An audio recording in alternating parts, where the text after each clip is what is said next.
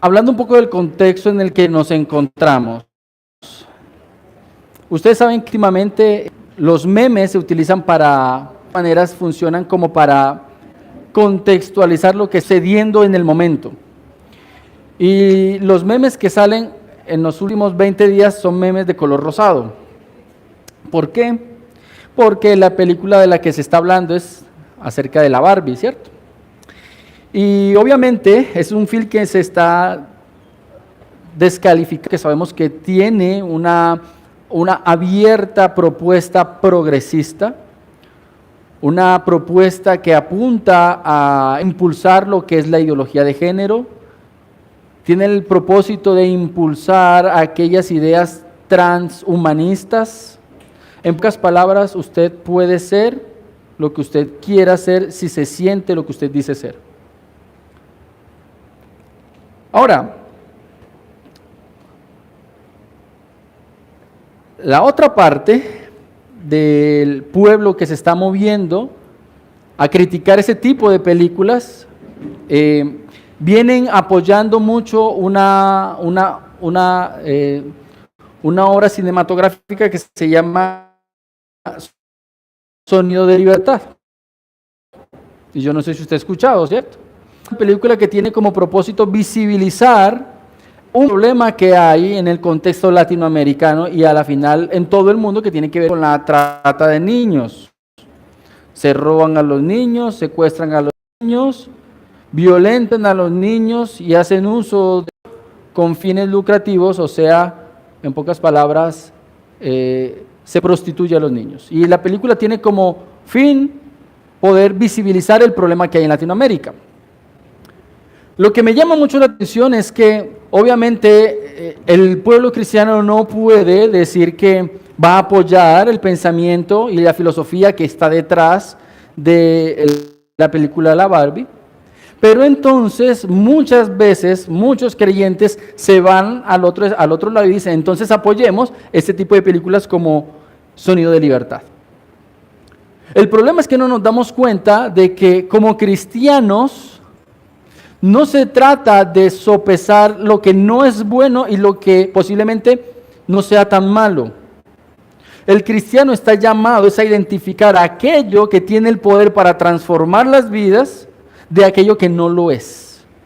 De hecho, ustedes recordarán lo que dijo o mencionó Mauricio en su sesión y tenía que ver con que a su mente van a llegar cosas que no van a sumar.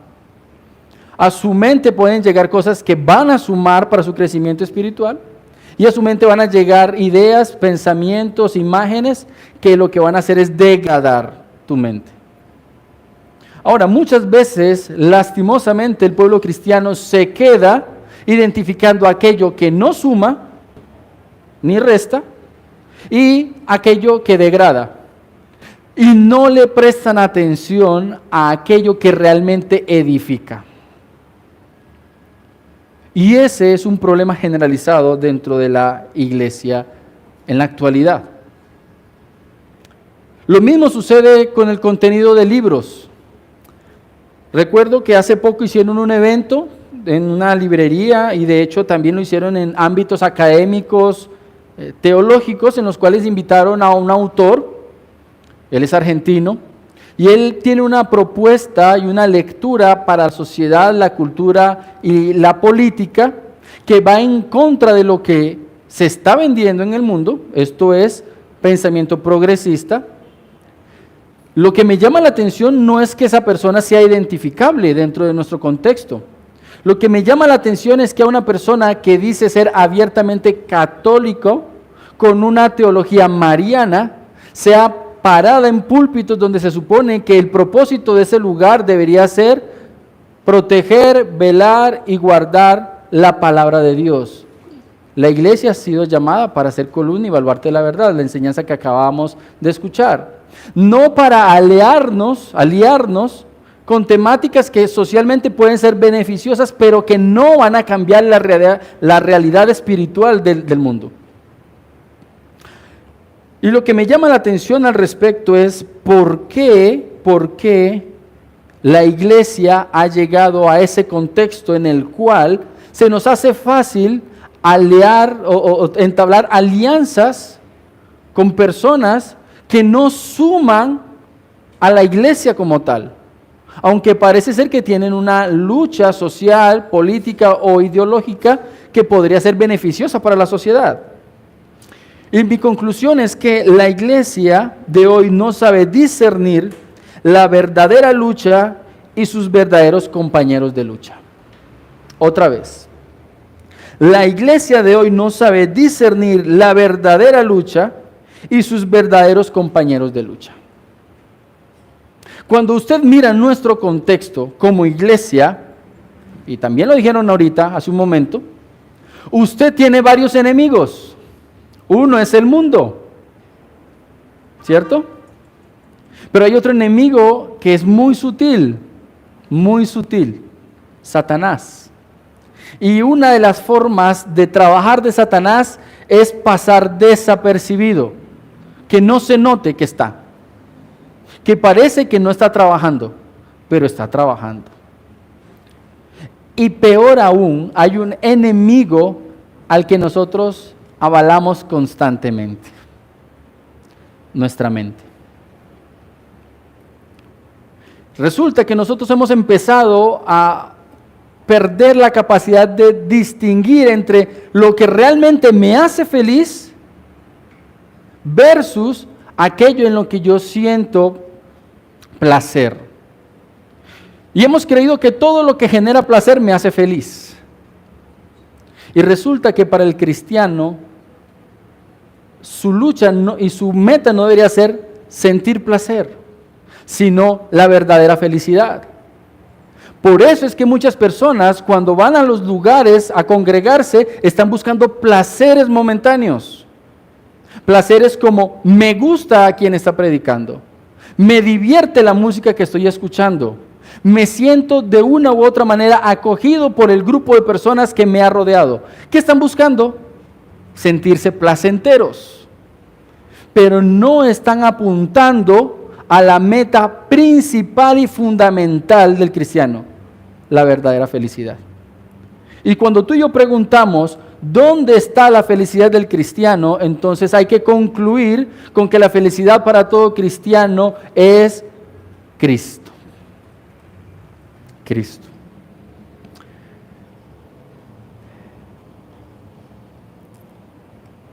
De tal manera que como la iglesia no sabe discernir la lucha ni con qué compañeros nos rodeamos para luchar, estamos olvidando que Mateo capítulo 12, versículo 30 nos dice que el que no está conmigo está contra mí. El que no recoge conmigo, desparrama. Toda aquella persona que no esté ubicada en la voluntad de Dios, discerniendo lo que Dios espera que discernamos como iglesia, posiblemente lejos de realmente ser pueblo de Dios, terminaríamos siendo enemigos de Dios, porque no estamos afirmando lo que Dios afirma y no estamos buscando lo que Dios desea que busquemos. Santiago capítulo 4, versículo 4 dice: ¿no sabéis que la amistad del mundo es enemistad hacia Dios? ¿No sabéis? Es una pregunta retórica, no hay necesidad de responder, está implícita. Es obvio que todo aquel que se hace amigo del mundo se constituye enemigo de Dios. Por tanto, el que quiere ser amigo del mundo se constituye enemigo de Dios. Y yo te pregunto, mi querido hermano, ¿qué hay en tu mente? ¿Qué hay en tus labios? ¿Qué hay en tu vida que está más relacionado con el mundo y que posiblemente te está constituyendo en enemigo de Dios?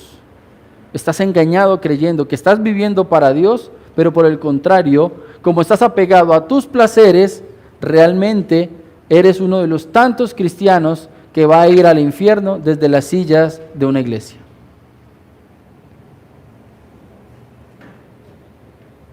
He iniciado de esta manera para hacer un llamado y pedir a Dios sabiduría, porque tú y yo necesitamos sabiduría para vivir la vida cristiana, para que aprendamos a discernir entre lo santo y lo impuro, para que entendamos que como pueblo de Dios nuestra principal preocupación debe ser reflejar a Cristo. Tu preocupación no debería ser tener abundancia de cosas. Tu preocupación no debería ser alguien en este mundo. Tu preocupación como cristiano debería ser cada vez reflejar más a Cristo. Cada vez más. Cada vez más. Y solo existe un lugar al que podemos acudir con total confianza para ser instruidos y formados en el camino de la perfección. Un solo lugar. Y he planteado ese lugar como el lugar más importante y seguro para el cristiano. La Biblia. La Biblia es el lugar más seguro para el cristiano, de la misma manera como la Biblia es el lugar más terrible e inseguro para el incrédulo. Porque la palabra de Dios mismo enseña que cuando Dios envía su palabra, no va a volver a él vacía, sino que va a cumplir el propósito para el cual fue enviado. Para muchos de nosotros la palabra de Dios va a ser esa raya, esa mantarraya, no sé cómo lo dirán ustedes aquí, esa malla con la cual pescan a los peces. Y muchos de nosotros en fe hemos respondido a la salvación y la palabra nos ha atraído a Dios. Pero para otros, la palabra de Dios, que viene siendo la palabra de Cristo, y a la final, la palabra de Dios lo que tiene como propósito fundamental es mostrar a Cristo. Cristo se constituye en una piedra de tropiezo en la cual muchos van a tropezar y se van a perder.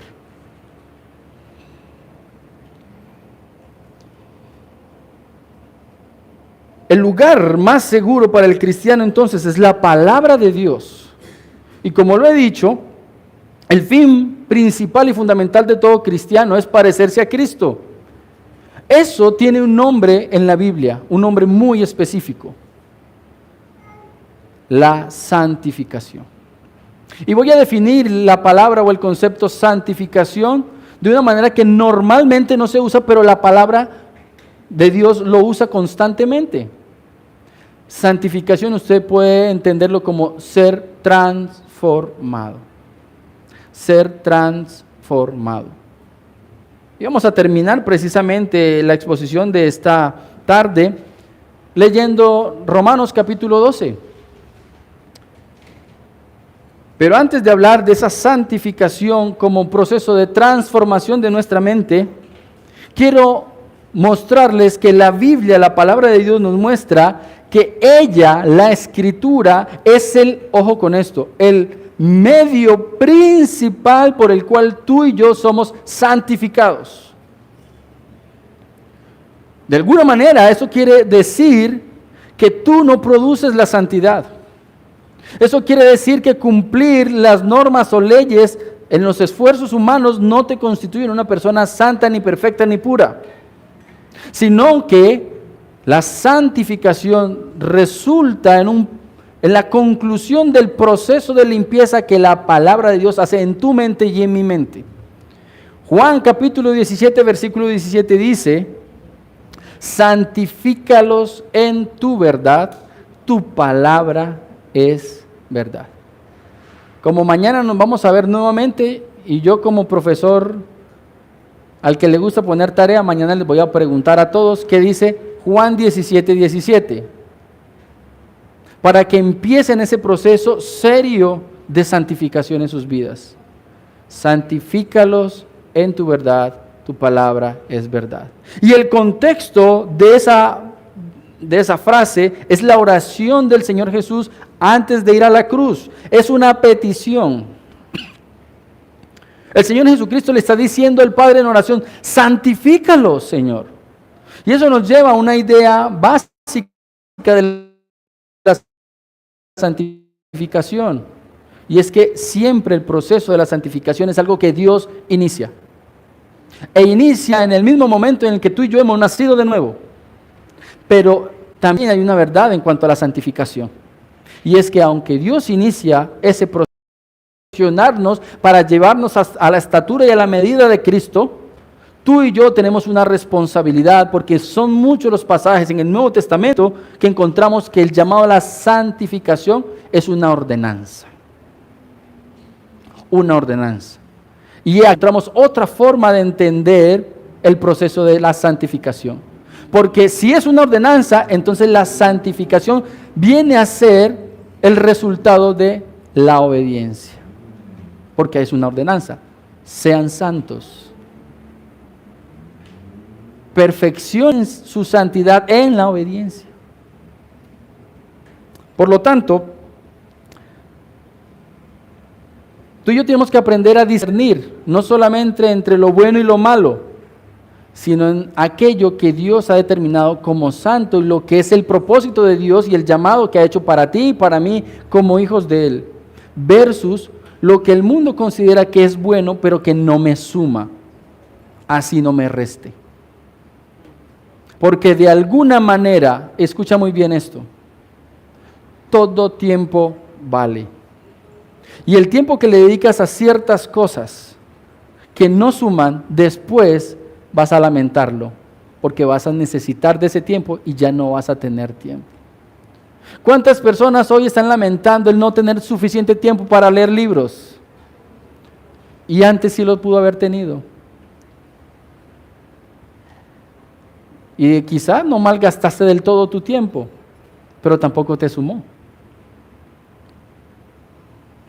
Entonces, me han asignado un tema que tiene que ver con el llamado de las Escrituras a la santidad. El llamado de las Escrituras a la santidad. Y es muy particular ese tema porque, si ustedes se dan cuenta, constantemente en este lugar, y el propósito por el cual tú y yo estamos en este lugar no es solamente conocer, no es solamente tener un conocimiento o un saber, sino que todo verdadero conocimiento de la palabra de Dios debe tener como conclusión una vida transformada. Lastimosamente, la iglesia hoy por hoy tiene mal testimonio frente al mundo porque muchas personas que dicen ir a la iglesia no están reflejando a Cristo. Reflejan conocimiento, sí. Le dicen al mundo cómo tienen que vivir, pero a la final hay que decirle al mundo como Jesús le dijo a los israelitas cuando estaba señalando a los fariseos: hagan lo que dicen, pero no lo que hacen. Y qué triste que alguien tenga que reprender a la iglesia hoy por hoy, porque sabemos lo que tenemos que hacer, pero no lo hacemos. Predicamos, pero no aplicamos. Y de eso se trata la santidad. La santidad para el cristiano se trata en poner en práctica aquello que hemos aprendido, pero no solamente eso. Desear. Es un pasaje que usted conoce muy bien. Pedro, en su primera epístola, está hablándole a personas que están siendo perseguidas. No es la persecución más fuerte que va a presenciar la iglesia, pero es el inicio de una persecución. Y es una persecución que no solamente es ejecutada por los judíos, no es una persecución ejecutada por cierto gobierno local, sino que empieza a ser una persecución ejecutada por un imperio. Y esa persecución ha hecho que muchos cristianos que están en Roma tengan que irse lejos. Pero por decreto, entonces resulta que ahora en muchas provincias los cristianos están padeciendo de un mal testimonio. Porque están creyendo que los cristianos realmente son ateos. Los ateos para el Imperio Romano eran aquellos que no creían en todas las deidades. Obviamente el cristiano sí cree en Dios, pero cree en uno solo. Y los romanos entonces están viendo que hay problemas económicos, hay problemas de alimento, y le están echando la culpa a los cristianos porque ellos no creen en todos los dioses, sino en uno solo. Y van a empezar a hablar mal de ellos. Y la ordenanza que le va a dar Pedro a estos cristianos que están en persecución es muy sencilla. Primera de Pedro, capítulo 1, versículo 17. Perdón, 16. Porque escrito está: sed santos porque yo soy santo. Y préstale mucha atención a esto, porque precisamente esta ordenanza que está desarrollando Pedro en su carta es el fundamento y el sustento para alentar a estos cristianos que están siendo perseguidos. Tú dirías, ¿no hay otra forma de alentar a los cristianos? ¿No le podemos decir que Dios es todopoderoso? ¿No podríamos decirle que más bien confíen en un Dios que provea tus necesidades? Y Pedro va a decir, no, el propósito por el cual has sido llamado es que reflejes a Cristo y ser santo como Dios es santo para que Él se lleve la gloria en medio de tu persecución.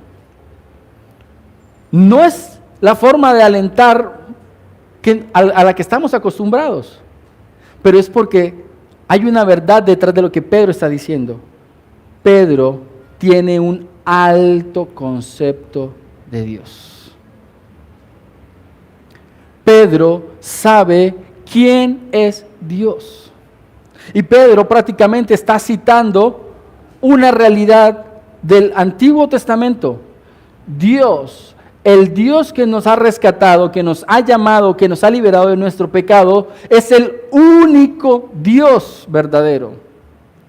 Y si hay un solo Dios y tú y yo somos siervos de ese único Dios, que es todopoderoso, que es omnisciente, omnipotente, todopoderoso, amoroso, bondadoso, entonces lo único que tienes que hacer es reflejar a ese verdadero Dios y Él se encargará del resto de las cosas. Sed santos porque yo soy santo, es lo que está diciendo Pedro para una audiencia que está siendo perseguida. Y cuando usted mira este versículo, entonces encontramos unas ideas muy básicas. Primero, no lo puedes olvidar, Dios es santo. Dios es santo. Segundo, Él desea que seamos santos. Ojo, ¿qué es lo que Dios desea? Dios desea que tú y yo, si somos hijos de Él, seamos santos y no lo podemos olvidar. Dios no desea principalmente que estés feliz. Dios no desea principalmente que estés cómodo. Dios no desea que tengas abundancia. ¿Qué es lo que Dios desea? Que seamos santos. Tercero, no solamente desea que seamos santos, sino que ordena que seamos santos. Y entonces aquí todo empieza a cambiar de color. ¿Sabes quién ordena? Ordena a alguien que tiene autoridad para dar órdenes. Pero a la luz de esta verdad tenemos una cuarta idea. Él no nos pedirá algo que no podamos alcanzar. ¿Cómo quedaste ahí? Dios es santo. Él desea que seamos santos. Él ordena que seamos santos. Y Él no nos va a pedir algo que tú y yo no podamos hacer.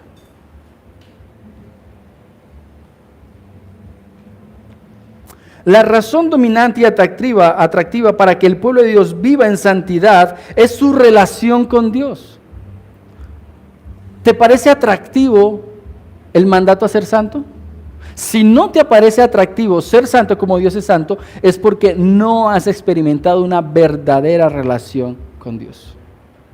De lo que se está hablando en los últimos días es acerca de cómo Messi ha logrado cautivar cualquier cantidad de seguidores del fútbol en Estados Unidos. Un solo hombre ha hecho que Estados Unidos se llene de cualquier cantidad de hinchas de fútbol. Un solo hombre. ¿Cómo lo lograron? Llevaron a Messi de Europa a Estados Unidos. ¿Qué van a alcanzar con eso? Que para el próximo mundial que se haga en Estados Unidos tenga una gran afluencia de seguidores de fútbol. ¿Por qué? Porque Messi siempre fue considerado, si no el mejor, uno de los 2 mejores jugadores del mundo. Hay una cercanía con ellos. Lo mismo pasa contigo y conmigo. Si tú no entiendes lo que significa quién es Dios y nunca has experimentado la relación con Dios, para ti nunca va a ser un deseo ser santo como Dios es santo. Y aunque a usted le parezca extraño, yo no pienso en esta tarde desarrollar puntos. Vamos a resolver preguntas. Resulta que en la Biblia encontramos el término santidad como sustantivo. Y un sustantivo quiere decir cuando eso de lo que se está hablando es como un sujeto. Y la Biblia dice que tú y yo, todo aquel que ha nacido de Dios, es santo. Pero no solamente se habla en términos de santidad como sustantivo, sino como un adjetivo. Debemos vivir de manera pura y santa. Y cada vez que se utiliza ese término santo o en su forma adjetiva, vida santa, propósito santo, estamos hablando de un término griego que tiene que ver con agios. ¿Y eso qué significa? Purificado y separado. Purificado y separado. Cuando Dios está ordenando a su pueblo que sean santos como yo soy santo, Dios le está diciendo a sus hijos que tú debes ser distinto del mundo. Distinto del mundo. Así como Dios es único y distinto de cualquier ídolo, tú y yo tenemos que ser distintos de todo aquello que no se parezca a Cristo. Pero lastimosamente, tú y yo todavía pensamos como el mundo.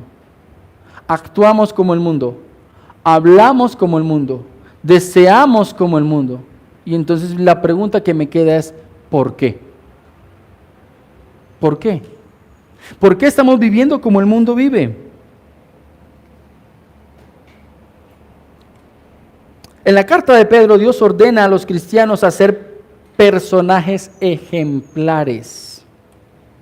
Todo el desarrollo de la carta va a descansar en esa ordenanza: sed santos. Y precisamente cuando usted va allí a 1 de Pedro capítulo 1, miren lo que dice el versículo 13. Ceñid vuestro entendimiento para la acción. Sed sobrios en espíritu, poned vuestra esperanza completamente en la gracia que se os traerá en la revelación de Jesucristo. Y después dice, como hijos obedientes, no os conforméis a los deseos que antes tenías en vuestra ignorancia, sino que así como aquel que os llamó es santo, también sed vosotros santos. Y ojo con esto, si tú quieres ser santo como Dios es santo, debes prepararte para la obediencia. Para la obediencia. No en vano, en el versículo 13 empezó a decir, prepárate, ceñid el entendimiento. ¿Sabes qué? Tú y yo no vamos a poder ser obedientes si nuestro entendimiento no está preparado para comprender las cosas. Por lo tanto, llegamos a una pequeña conclusión. Y ojo con esta conclusión. La santidad es lo opuesto a la ignorancia que gobierna el mundo. La santidad resulta ser el opuesto de la ignorancia que gobierna el mundo. Hay dos razones por las cuales tú y yo podemos ser ignorantes. Una, por decisión. Y hay personas que han decidido ser ignorantes, ¿por qué? Por decisión. No quiero saber. Y hay otras que es por capacidad. Y la mayoría de las personas que están en el mundo no conocen de Dios por ambas. No pueden y no quieren. Totalmente depravados por capacidad y por decisión. Pero ¿sabes una cosa? Si tú, como hijo de Dios, llegas a decidir ignorar la verdad de Dios, estás pecando. Porque si hay un mandato bíblico constante para el pueblo de Dios es conoce a tu Dios. Conoce a tu Dios.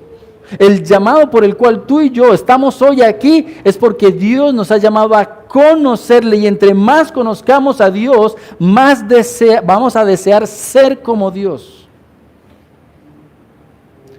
Y como lo dijimos y lo vimos a partir de Juan 17:17, vamos a conocer a Dios por medio de la palabra. ¿Qué tanto estás conociendo a Dios por medio de la palabra? Ahorita estaba compartiendo con alguien y le preguntaba, ¿sabes leer? Y yo te quiero preguntar, ¿sabes leer? Porque si no, ¿cómo le vas a sacar provecho a la escritura? ¿Cómo lo vas a hacer? Tu llamado no ha sido a esperar a que las personas te digan qué tienes que pensar.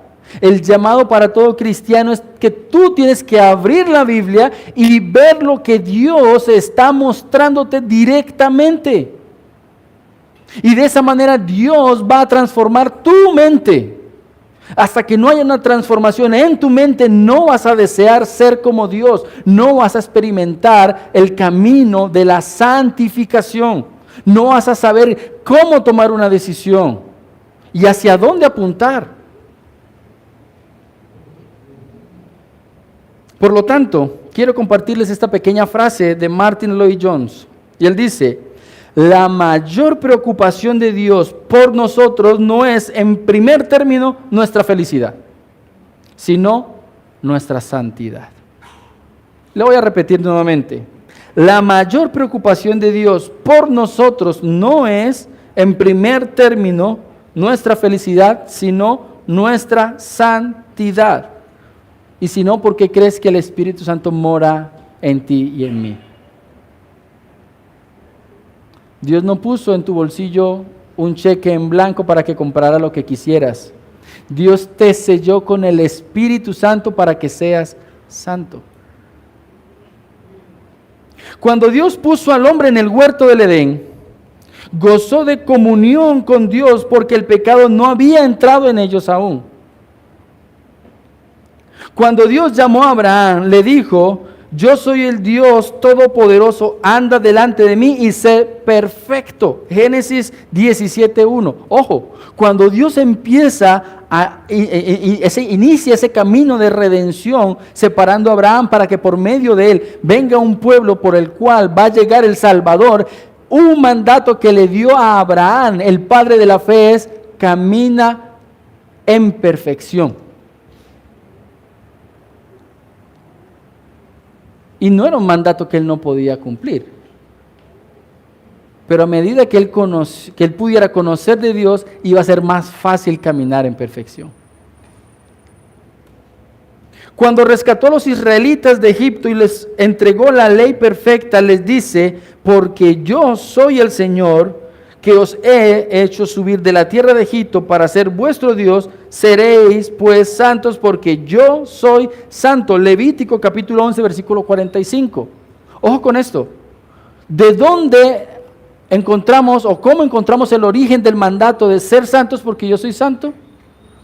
De esa realidad que dice: Dios es el que rescata. Dios es el que salva. Y te voy a dar una ley para que sepas los estándares de santidad. Y como tú me perteneces, entonces tú vas a hacer lo que yo demando. Sé santo, porque yo soy santo. Levítico. No solamente eso, a los hijos les dice que tenían que ser santos al obedecer a sus padres. ¿Cuántos niños hay aquí? Todavía que tengan que obedecer a sus padres. Aquí yo veo a Sofía, por allá estará Vivi, ¿cierto? Y dentro de poco entonces tenemos a Jacobo y se me perdió Tiago. Los niños deben aprender lo que es la santificación mediante la obediencia, la sumisión. Enséñale a tu hijo a desear ser santos en el proceso de aprender la obediencia. Eso lo encuentran ustedes allí también en Levítico. Levítico capítulo 19, versículos 1 al 4. En definitiva, Dios escogió al pueblo de Israel para que reflejaran a Dios. Levítico 20, 26. Esos pasajes nos muestran que Dios los apartó de entre los pueblos de la tierra para que fueran reflejo de Dios. Y cuando Pedro está citando: sed santos porque yo soy santo, él está yendo hasta Levítico. ¿Y cuál es el mensaje central de todo el libro de Levítico? Santidad y adoración. ¿Para qué fuimos llamados como iglesia? Para que reflejáramos a Cristo, santificación, y para que le adoráramos, el propósito por el cual fuimos creados, para la honra de su gloria. Pregunto, ¿cómo está tu proceso de santificación? ¿Qué tanto deseas adorar a Dios? Ambas cosas se traducen en obediencia. Y no vas a poder obedecer a menos que no conozcas lo que la Escritura enseña. Ahora, teniendo en cuenta esto,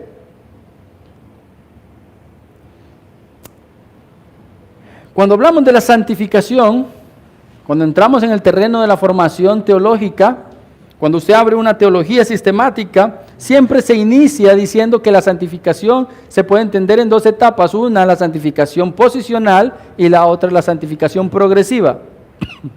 La santificación posicional tiene que ver que cuando tú naces de nuevo, inmediatamente Dios te establece en su familia. Tienes un nuevo apellido. Eso es como cuando Jacobo nació y había que decir a qué familia pertenecía. Entonces lo llevamos a la registraduría. Se llama Jacobo Alvarino Montes. Ha sido separado en una familia, en un hogar claro, distinto. Se puede rastrear su linaje. Todo cristiano, cuando ha nacido de nuevo, se dice que ha sido santificado posicionalmente. Perteneces a la familia de Dios. ¡Pum! Estás ahí. Pero ahora hay que ver cómo Jacobo, mientras crece, empieza a evidenciar que sí es de la familia Alvarino Montes. Posiblemente saldrá músico.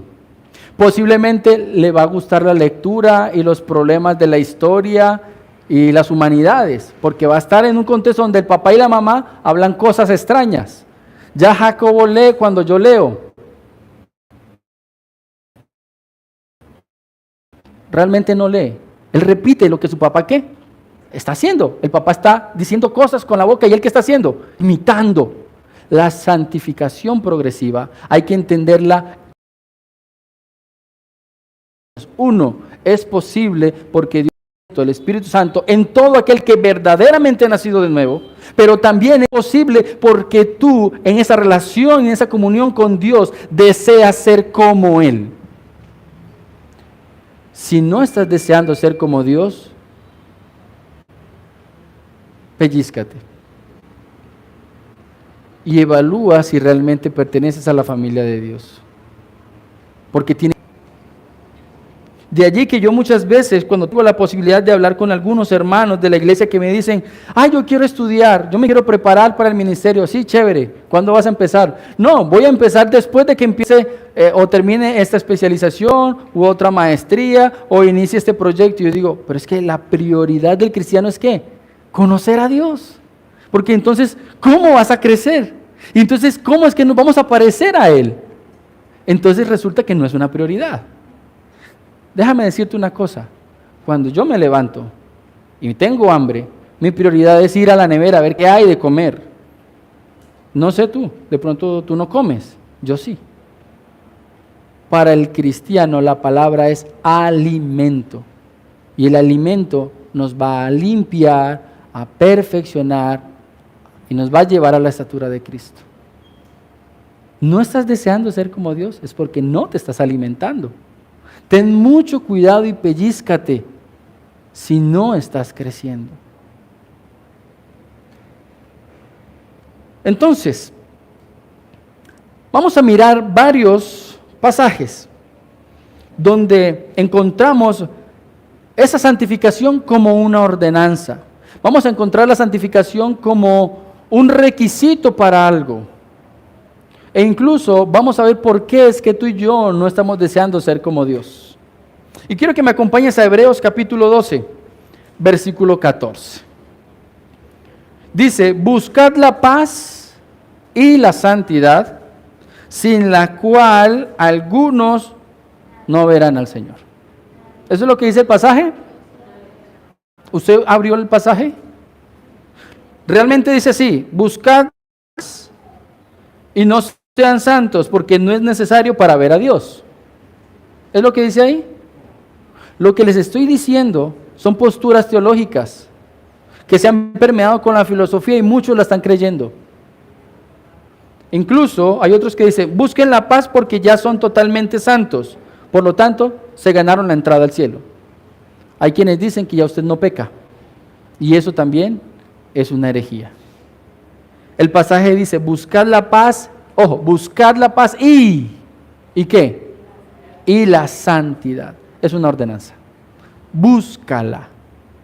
Porque si la buscas, El que busca, encuentra. Y la santidad sin la cual nadie verá al Señor. La santidad es un requisito para ver a Dios, es un requisito. Mateo capítulo 5, 8 lo dice de otra manera. Los de corazón puro verán a Dios. Y nosotros decimos, ¿cuánto nos falta para ser puros? Pero muchas veces nos quedamos ahí. Nos quedamos en el punto de, pero es que nadie es puro, pero es que nadie es perfecto. ¿Y sabes qué? Yo no necesito que tú me digas qué es lo que no soy. Yo necesito que me recuerdes lo que Dios quiere que yo sea santo como Él es santo. No se trata de que te consueles diciendo es que nadie es perfecto. Consuélate con saber que Dios te ha llamado a la perfección y debes trabajar por lograrla. Y sabes que no la vas a lograr solo, pero que si la buscas, Él te va a llevar hasta que logres ser más como Cristo, más como Cristo. Cada cristiano aquí presente tiene un problema y yo lo sé. No me tienes que decir cuál es tu problema. Has sido llamado a ser santo y no lo somos. Yo sé que aquí, hasta los que tienen lentes y se montan a predicar, son pecadores. Y aún así, ustedes y yo y ellos nos consolamos en saber que tenemos un llamado glorioso a ser como Cristo. Y el mundo no quiere a Cristo. Y tú y yo sí queremos a Cristo. Eso es una bendición. Eso es un regalo, eso es un don. Ahora, pregunta número 1. ¿Por qué no somos lo suficientemente santos o puros? Ojo con esto. ¿Por qué no somos lo suficientemente santos o puros? ¿Por qué no lo somos? Primera de Juan capítulo 3 versículos 2 y 3. Ese pasaje dice allí: el que tiene la esperanza puesta en Él se purifica. El que tiene la esperanza puesta en ¿quién? En Cristo se purifica. El que tiene su esperanza puesta en Dios se purifica. ¿Sabes por qué tú y yo no somos lo suficientemente santos y puros? Porque tu esperanza y mi esperanza están siendo colocados en un lugar distinto al de Dios. Y yo quisiera preguntarte, ¿cuál es tu esperanza? Y de pronto para ti la pregunta suena ambigua, entonces yo te lo puedo poner en otro término. ¿Cuál es tu meta como cristiano? Y entonces te vas a dar cuenta que tú vas a querer decir, bueno, realmente mi meta es tener un hogar bonito. Vas a fracasar. Mi meta es ser un padre ejemplar. Vas a fracasar. Mi meta es ser una mujer emprendedora para la gloria de Dios. Vas a fracasar. Porque estás poniendo tu meta y tu esperanza en algo distinto a Cristo. Por eso tú y yo no estamos deseando ser santos y no estamos alcanzando ese nivel de perfección. Pero cuando tú y yo ponemos nuestra esperanza en Él, entonces vamos a buscar la purificación, la perfección. Vamos a estar caminando constantemente en ese proceso de santificación que nos lleva a un nivel más alto de santidad. No que vas a alcanzar la perfección total. No, siempre vamos a estar luchando contra esa naturaleza corrompida que es lo que tenemos que arrastrar por causa de vivir en este cuerpo. Pero aún así, tu mente se va a alegrar cuando estás en medio de una batalla contra el pecado.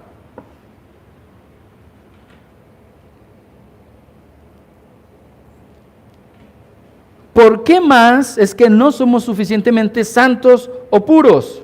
Romanos capítulo 6, versículos 19 y 22.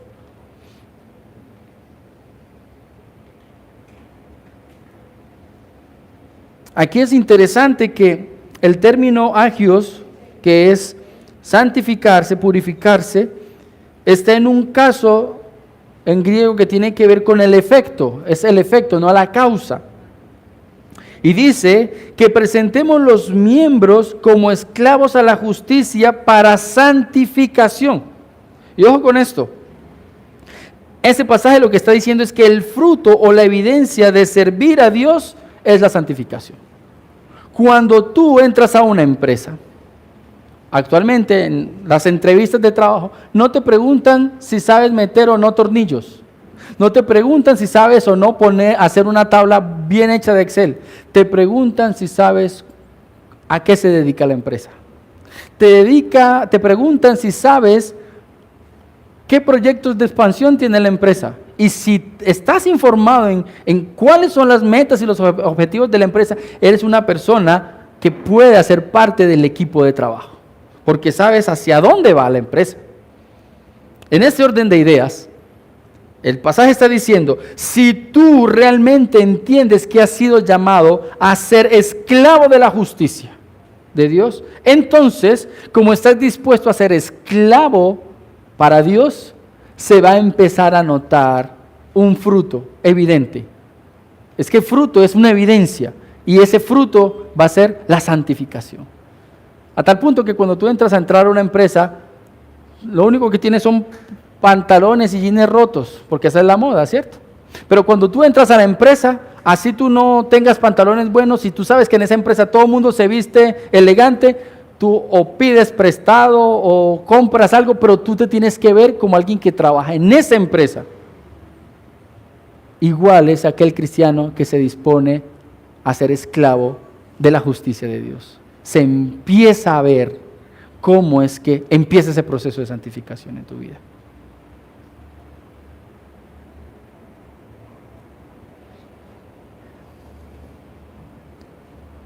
Por lo tanto, si tú y yo no somos lo suficientemente santos o puros, es porque no has querido entregarte en una actitud de esclavo a la justicia de Dios. No has entendido lo que significa ser parte del equipo ganador. Porque déjame decirte una cosa, aunque la historia de la humanidad lleva más de 6,000 años padeciendo el pecado y la muerte, no es la muerte la que va a vencer al final de todos los tiempos. Es Cristo el que va a vencer, porque ya tiene ganada la batalla, la victoria. Y la ganó por nosotros y para nosotros. Así parezca que estamos perdiendo la lucha. Así parezca que estamos sentados en nuestra silla, sufriendo porque no confío, porque cada día peco, pero tu identidad está en aquel que ganó por ti la batalla. Ahí está tu esperanza. Y entonces tú dices, me apunto a servir a aquel que es Señor de todas las cosas, aunque soy indigno. Segunda a los Corintios capítulo 7 versículo 1 dice, limpiémonos de toda inmundicia. No dice, esperen a que estén limpios. No dice, esperen a que los limpien. ¿Qué dice el pasaje? Limpiémonos de toda inmundicia, perfeccionando la santidad en el temor de Dios. ¿Qué está diciendo el pasaje?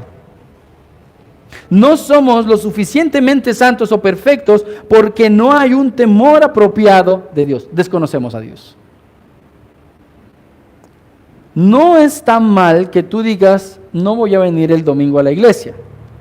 Posiblemente tienes un familiar al que no ves hace mucho tiempo, que vino del extranjero y el único día con el que te vas a ver con él es este domingo y no vienes a la iglesia.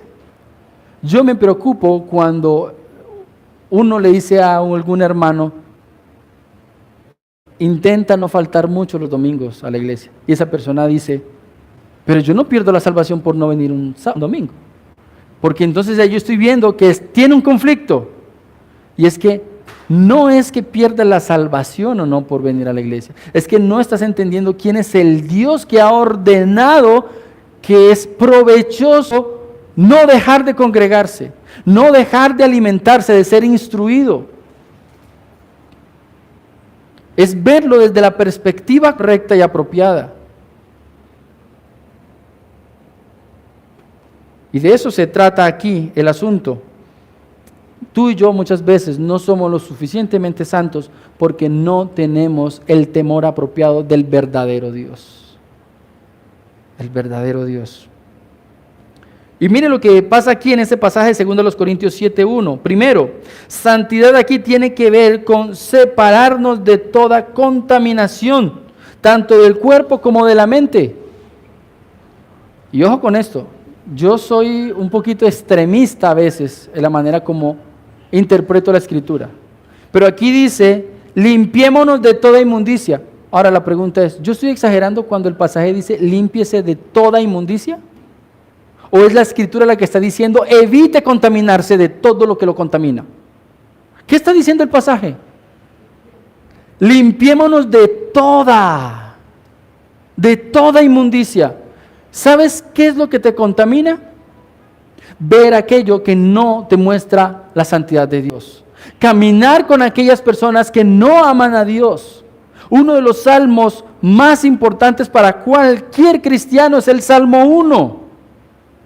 ¿Y cómo empieza el Salmo 1? Bienaventurado aquel que se deleita en la palabra de Dios. Y por lo tanto, entonces ahora sí el versículo 1, no está ni en camino de pecadores, ni se detiene en la silla de escarnecedores, ni se sienta con ellos. Ese pasaje es suficiente para que tú entiendas que tú no puedes evitar estar en el mundo con personas incrédulas, pero sí puedes evitar tener comunión y amistad con el pecador, a menos que sea para predicar el Evangelio. Y yo lamento mucho a aquellas personas que dicen que tienen amigos no cristianos. Y disfrutan la amistad con los no cristianos. Y les cuesta tener amistad con los cristianos. Eso es triste. Me cuestiona si realmente esa persona conoce a su Dios. Cuestiono si esa persona realmente es salva. No podría yo realmente estar en comunión con una persona que ama al mundo, porque tiene comunión con aquellos que son del mundo. Mucho cuidado, mis queridos hermanos, si ustedes no tienen la capacidad para discernir esto tan sencillo. ¿Cómo llegamos allá? Límpiense de toda inmundicia, perfeccionando la santidad. ¿Cómo? En el temor de Dios. Y es la segunda idea. Tener una visión correcta de Dios nos santifica.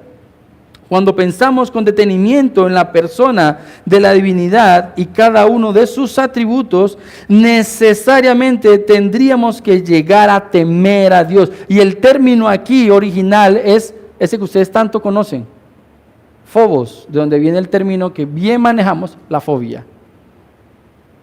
Ahora, aquí la fobia no es que te vas a quedar petrificado porque sabes quién es Dios.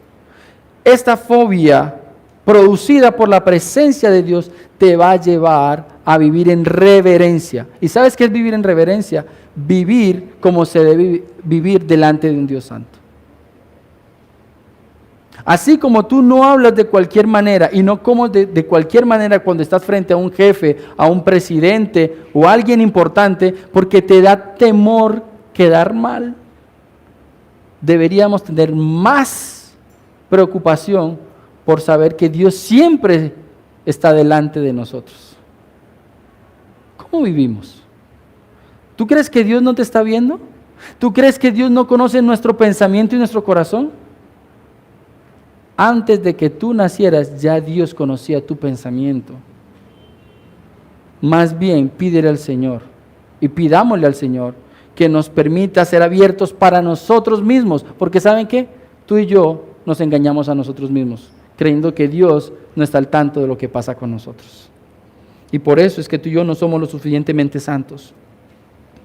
¿Cómo nos va a conducir Dios a la santidad? Es la pregunta. ¿Cómo es que Dios nos va a conducir entonces a la santidad?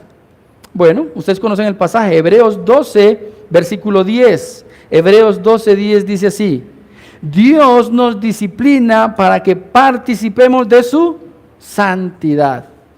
El hijo al que el padre ama, ¿a ese qué? Castiga, corrige, disciplina. Si tú estás caminando como no es, y tú sabes que estás caminando como Dios ha dicho que no debes caminar, y no estás experimentando la disciplina de Dios, deberías temblar. Porque Dios, al hijo que ama, disciplina. Y el propósito de la disciplina es perfeccionarnos, santificarnos. Por eso es que muchos de nosotros siempre tenemos problemas económicos. Por eso es que muchos de nosotros siempre estamos allí lidiando con un problema y con otro, porque no estamos aprendiendo a vivir como Dios quiere que vivamos. Entonces, ¿Dios qué va a hacer? Nos va a estar disciplinando hasta que podamos entender el propósito, la voluntad de Dios. Ojo, Dios va a disciplinar a aquellos que son suyos y solamente aquellos que son suyos. Solamente aquellos que son suyos. Ahora, ¿por qué lo hace Dios? ¿Por qué Dios está interesado en que tú y yo seamos santos? ¿Por qué Dios está interesado en perfeccionarnos? ¿Por qué Dios está interesado en disciplinarnos? Primera a los Tesalonicenses 3:13 dice que debemos tener corazones irreprensibles en santidad delante de Dios. ¿Delante de quién? De Dios. ¿Qué significa eso? Un día toda la humanidad, desde el primer hombre hasta el último, va a tener que comparecer delante de Dios. Y Dios va a perfeccionar a aquellos a quienes Dios quiere que cuando se presenten delante de ellos, estén perfectos. A la final no va a ser mérito tuyo. A la final va a ser mérito de Dios. Pero, ojo con esto, lo hace Dios para nuestro bien y para su gloria. Para su gloria.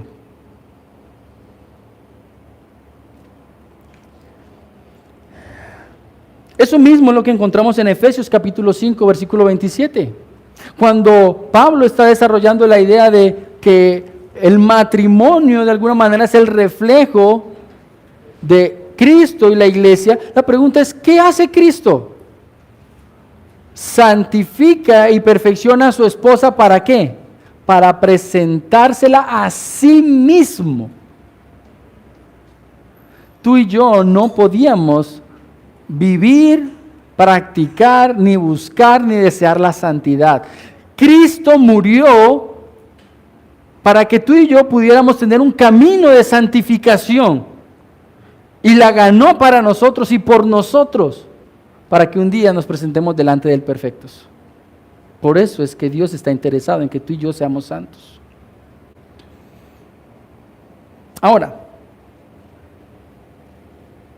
mira muy bien el medio por el cual somos santificados. Ojo, mira muy bien el medio por el cual somos santificados. Juan 17:17 dice, santifícalos en tu verdad, tu palabra es verdad. Y Efesios decía lo mismo, han sido purificados y han sido santificados por medio del lavamiento del agua de la palabra de Dios. La única forma, querida iglesia, en que tú y yo realmente podamos vivir un camino de santidad y podamos decir que estamos viviendo ese proceso de santificación progresiva, es que estés habitando en la palabra. La única forma. No se trata de aplicar psicología.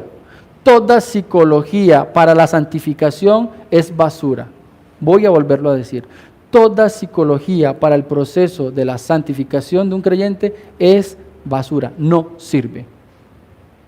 No se trata de que tus papás no te corrigieron.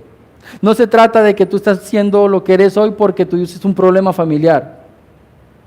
Se trata de que no hay palabra en tu mente y por lo tanto no estás experimentando la santidad de Dios. Pero cuando la palabra habita en tu mente y habita en mi mente, entonces necesariamente se va a ver ese fruto. Para terminar, acompáñeme a Romanos, por favor. Y ahí en Romanos capítulo 12. no encontramos el término santificación. Lo voy a leer, dice así: por consiguiente, hermanos, os ruego por la misericordia de Dios que presentéis vuestro cuerpo como sacrificio vivo y santo, aceptable a Dios, que es vuestro culto racional, y no os adaptéis a este mundo, sino transformaos mediante la renovación de vuestra mente. Allí está la santificación. Santificación es igual a ¿qué? Renovación. Santificación es igual a transformación. Por lo tanto, es importante que tenga lo siguiente en tu mente: la vida cristiana es una vida de no conformidad. ¿Te sientes conforme con lo que estás viviendo ahora? ¿Estás mal? ¿Te sientes cómodo y tranquilo rodeado de personas no creyentes? Estás mal. No nos conformamos con este mundo. No nos conformamos con cómo estamos hoy. Porque sabemos que nuestro proceso de santificación no ha terminado. No nos conformamos. Seguimos adelante. Hoy no dije una grosería. Bueno, mañana no vas a decir dos.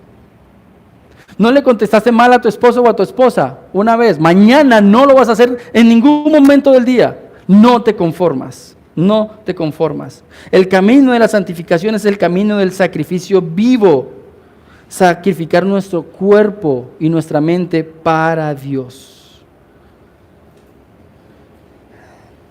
Entonces, mis queridos hermanos, podríamos preguntarnos, ¿la Biblia nos ordena a vivir en santidad? Es sencillo. Dios habló por medio de su palabra. Y cuando usted ve la palabra de principio a fin, el propósito de Dios para su pueblo siempre ha sido que refleje a su Dios. No te engañes. Hay un solo camino y un solo propósito para la vida del cristiano: reflejar a Cristo. Y el único medio para alcanzarlo es por medio de la palabra de Dios. Vamos a orar.